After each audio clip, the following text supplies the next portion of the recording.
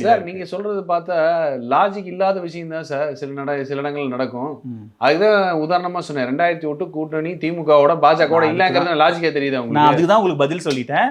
அப்ப இருந்த அரசியல் சூழ்நிலை வேற, இப்ப இருக்கிற அரசியல் சூழ்நிலை. நானும் அதே தான் சொல்றேன். அப்ப இருக்கிற அரசியல் சூழ்நிலை வேற, இப்ப இருக்கிற அரசியல் சூழ்நிலை வந்து கொள்கை சார்ந்து கிடையாது.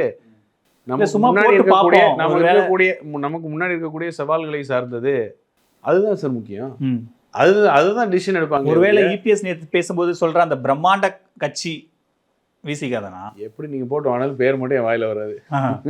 இல்ல அது ஒரு புதிதா சொல்றாரு, ஒரு பிரம்மாண்ட கட்சி வர தயாரா இருக்குன்றாரு. அதான் நீங்க எப்படி போட்டு வாங்கினாலும் பேரே வராது. அறிவு வரும்போது பேர் உங்களுக்கே தெரிய போகுது. அது சொல்லிட்டு அவர் சிரிக்கிறாரு. அப்பதான் நமக்கு இன்னும் சந்தேகம் அதிகமாகுது. சந்தேகம் வரட்டும், நல்ல விஷயம் தானே. அப்ப அதுக்கு சும்மா கல் எடுத்து போடுறது தானே சார்? அப்போ நீங்க இப்ப நாளைக்கு வந்து என்ன சொல்ல போறீங்க? நான் கூட கல் எடுத்து போடுறேன்னு நினைச்சேன், ஆனா இப்படி வரும் நான் எதிர்பார்க்கலன்னு சொல்ல போறீங்க. நடக்கிற காலம் வரைக்கும் பொறுமை காப்போம்.